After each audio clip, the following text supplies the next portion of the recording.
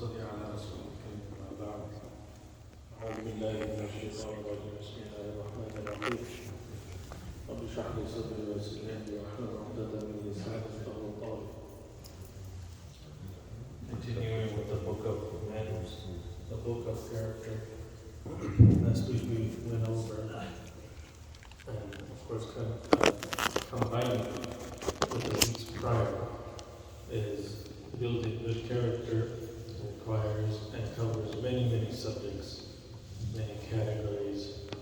Some of these we assume as common sense items, but we all witness on a daily basis, either from ourselves or from others. We can experience good behavior or bad behavior. We believe that the latter is most frequent. Bad behavior, bad character. Even complete strangers are very rude and very mean to each other. The best example would be on the road when we're sharing the road with someone, and this concept known as road rage. That's an example of bad behavior and bad character, but it's magnified more because why? Now you're using a 2-ton, 3-ton tool at your disposal to bring out your anger. Someone cut you off on the road. Now you will use this automobile to let out and vent your anger, which is a type of bad behavior and bad character. So last week we covered the topic of lying. Nabi sallallahu alayhi wa sallam was inquired by the Sahaba radiallahu anhum that is it possible that a believer can be a coward? Or is it possible that a believer can be stingy? Nabi sallallahu alayhi wa sallam replied that yes, it's possible that a believer can be miserly with their wealth. It's also possible that a believer can be a coward. We'll just stop here and we'll mention that these two traits, even though it's possible, it has been reprimanded in certain ahadith of Nabi sallallahu alayhi wa sallam. For example, as well as Quran, regarding being miserly with our wealth and stingy, even though Nabi sallallahu alayhi wa sallam mentioned that it's possible, Allah subhanahu wa ta'ala says that إِن يَسْأَلْكُمُوهَا فَيُحْفِكُمْ تَبْخَلُوا وَيُخْرِجْ أَضْغَانَكُم. And in the last verse of Surah Muhammad, that وَمَن يَبْخَلْ فَإِنَّمَا يَبْخَلُ عَنْ نَفْسِهِ وَاللَّهُ الْغَنِيُّ وَأَنْتُمُ الْفُقَرَاءُ وَإِن تَتَوَلَّوْا يَسْتَبْدِلْ قَوْمًا غَيْرَكُمْ ثُمَّ لَا يَكُونُوا أَمْثَالَكُم. The last verse of Surah Muhammad mentions that if you're miserly with your wealth and you don't spend in the path of Allah, Allah subhanahu wa ta'ala is not in need of your wealth. Rather, we as human beings, we are in need of Allah subhanahu wa ta'ala. And the concluding verses of Surah Muhammad is that if we turn our faces away, then Allah subhanahu wa ta'ala will replace us with other people who will be believers. So we're trying to understand that even though Nabi sallallahu alayhi wa sallam said it's possible that a believer can be miserly, Allah subhanahu wa ta'ala says here that being miserly and stingy, it only works against our own self. Similarly, a coward, it's possible that a believer can be a coward. But this also has been reprimanded in a hadith. For example, fleeing from the battlefield. Firar min al-zahaf. This is something that was looked down on and not encouraged, to flee from the battlefield. But Nabi sallallahu alayhi wa sallam mentions here that it's possible that a believer can be a coward. We're trying to understand the next part of the hadith last week, which we concluded with. The Sahaba radiallahu anhum mentioned that is it possible that a believer can be a liar? And this is where Nabi Sallallahu Alaihi Wasallam, he drew the line and he said that it is never possible that a believer can be a habitual liar, a repeat offending liar, someone who has built a reputation on being a liar. So we just covered the first two, being miserly and being a coward.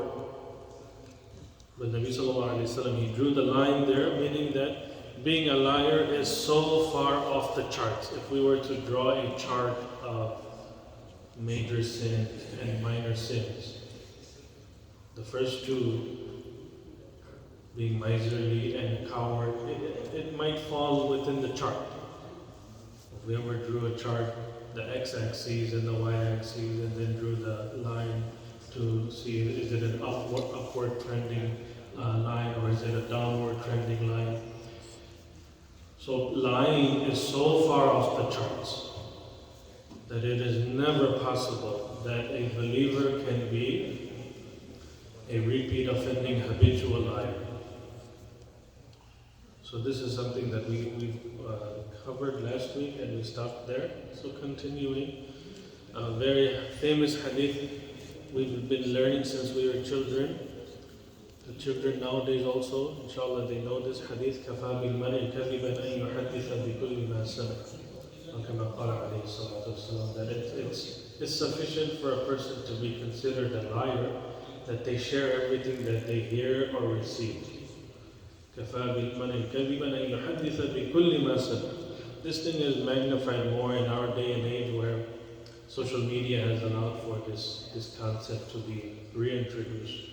Maybe prior generations, whatever they heard from others, they would verbally communicate it to the next batch of audiences. But in our day and age, it's a simple forward. A text message can be simply forwarded without verification.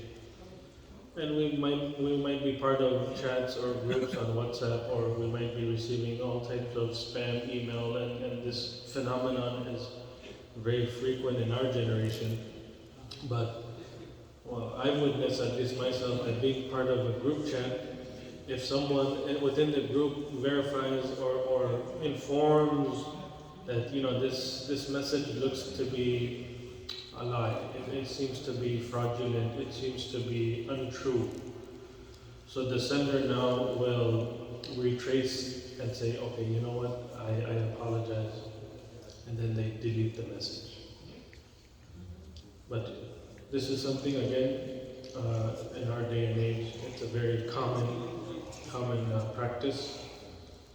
We covered last week also the concept of lying to children as parents and guardians. At times we might say something to the children, thinking nothing of it. But there's a warning by Nabi Sallallahu Alaihi Wasallam that even lying to children should not be done. Once Nabi Sallallahu Alaihi Wasallam, he was by a companion, and that companion was by Nabi Sallallahu Alaihi Wasallam, and she mentioned to her child that, come here, I want to give you something. And then Nabi Sallallahu Alaihi Wasallam inquired from her that, فَقَالَ لَهَا رَسُولُ اللَّهِ صَلَّى اللَّهُ عَلَيْهِ وسلم, وَمَا أَرَدْتِ أَن تُعْتِيهِ. What do you intend on giving your child? She responded, أُعْتِيهِ تَمَرًا. I want to give the child a date. فقال لها رسول الله صلى الله عليه وسلم أما إنك لو لم تعطيه شيئا كتبت عليك كذبا. Nabi Sallallahu Alaihi Wasallam informed her and taught her that, if you're not intending on giving the child what you just told the child, then a lie will be written against you in your book of deeds. If you're intending by just saying to the child that you're going to give something, but then really deep down within your heart, you don't intend to give the child, then a lie will be written against you in your book of deeds. Another common phenomenon in our day and age is lying to people to make them laugh. In other words, comedians. Comedians are very frequent in our day and age. We see comedians making people laugh at venues, at clubs, at entertainment centers, and social media. It's a very common, and in fact, even some Muslims have entered this realm and they have become very popular celebrities in America. We're not going to name any names, but you can just do a simple search. Muslims have entered this realm, this category of occupation, and that is being a comedian. So, Nabi Sallallahu Alaihi Wasallam warns us that lying to make people laugh, it's something that we should not be doing. The narrator mentions سمعت رسول الله صلى الله عليه وسلم يقول ويل للذي يحدث فيكذب ليضحك به القوم ويل له ويل له. Nabi sallallahu alayhi wasallam said that woe to the person who tells lies to make people laugh. If we ever witnessed or watched or received clips of the comedians of our day and age, what type of jokes they take, they always have some sort of experience. It seems like they never run out of experiences. And this is what I've experienced with my siblings, my parents, and then they will say the punchline, and you will hear the whole audience burst into laughter. But really, I always wondered that, these comedians, they never run out of experiences. Or they could just be lying to the entire audience. And the audience has been duped, has been fooled, has been tricked. So again, for over a century, there has been a competition, actually, a contest in America and in the UK. There's a World Championship Liar Award. If we look it up, there is a World Championship Lying Award that takes place annually in America and the UK. So this hadith rejects and discourages anyone from becoming a comedian, lying and telling lies just to make people laugh. This falls under a grave category of sin. Nabi sallallahu alayhi wa sallam said, إِنَّ الْكَذِبَ لَا يَصْلُحُ مِنْهُ جِدًّا وَلَا هَزْلًا. That lying is not right. Whether the lie being told is in a very serious manner, it's not acceptable. Neither is a lie acceptable if it's told as a joke. Both categories of lying is not acceptable.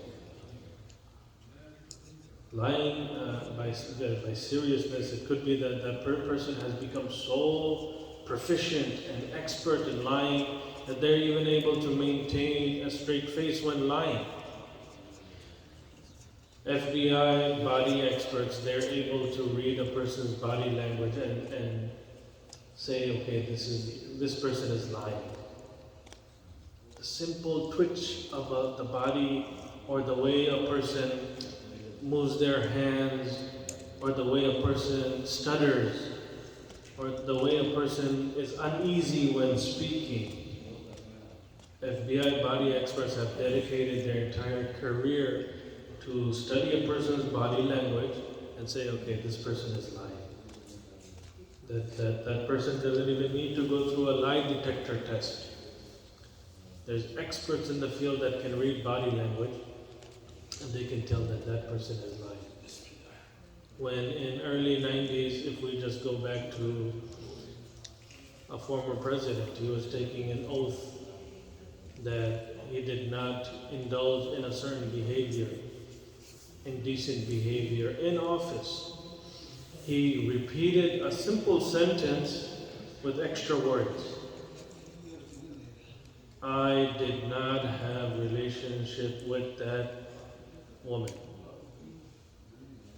FBI experts now in 2022, and after that oath that was taken, they said that, he didn't have to use so many words to cover up his lie. And now looking back, hindsight is 2020. They all confirmed that he was lying under oath. A president of the greatest nation in the world lied under oath. Finally, we can conclude with Nabi sallallahu alaihi wasallam hated liars the most. There's no category of indecent behavior that Nabi sallallahu alaihi wasallam disliked more than liars.